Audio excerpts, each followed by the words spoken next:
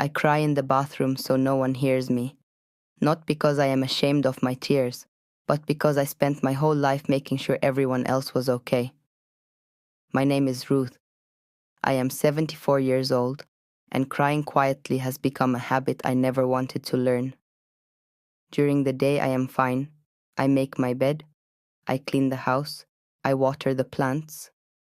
If someone saw me, they would say, "She's strong." They would never guess how heavy my heart feels behind closed doors. The tears don't come suddenly. They wait. They wait until the house is silent, until the phone stays quiet, until the walls stop echoing with memories. Then they come slowly, like they've been waiting their turn. When I feel it building inside my chest, I walk to the bathroom.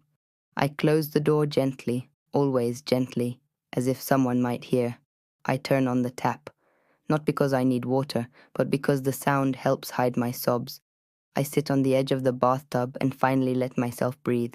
That's where I cry. That small space has seen more of my pain than anyone else. I press my hand against my mouth so my crying stays quiet. I don't want the neighbors to hear. I don't want my children to imagine me like this. Mothers don't want to worry their children, even when those children are grown. I remember when my kids were young. I was always there. Every scraped knee, every nightmare, every heartbreak. I stayed awake at night when they were sick. I held them until they stopped shaking. I told them everything would be okay. And it always was. I was their strength. I didn't know that one day I would need strength too. Now, when I feel lonely, there's no one to call. Not because they don't love me, but because life moved on and somehow I stayed behind. When my children call, I smile, even when they can't see me. I say things like, "Oh, I'm fine. I'm keeping busy. Don't worry about me." I laugh softly so they don't hear the crack in my voice. I never say, "I cried today." I never say, "I miss you so much it hurts." I never say, "I wish you would stay longer," because I don't want to be a burden. That word, burden. It follows old people everywhere. We feel it even when no one sees it. Sometimes after a call, I go straight to the bathroom, I close the door, and I cry. Not because the call was bad, but because hearing their voices reminds me of everything I don't have anymore. Their laughter in my house, their footsteps, their hugs. I miss hugs the most. When you're young, hugs are everywhere.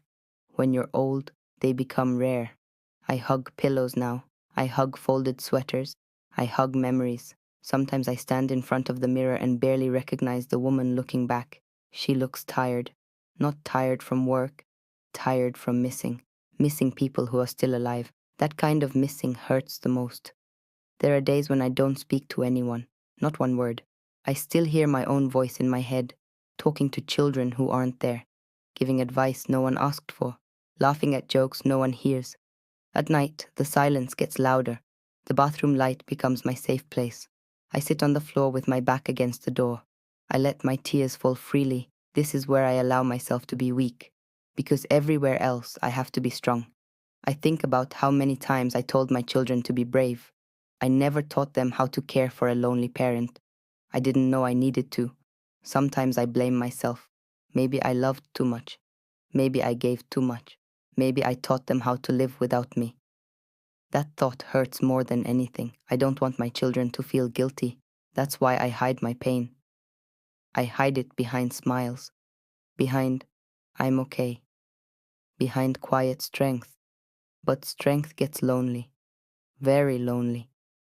If you saw me during the day, you wouldn't guess that I cry in the bathroom at night. You wouldn't see how hard it is to stop the tears once they start.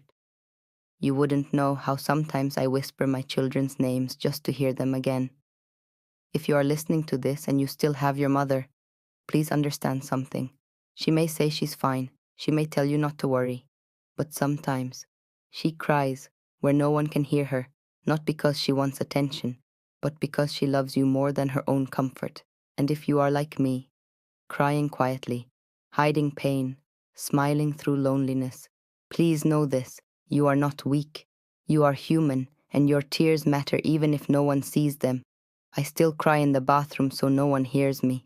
But tonight, someone listened, and that makes it a little easier to breathe.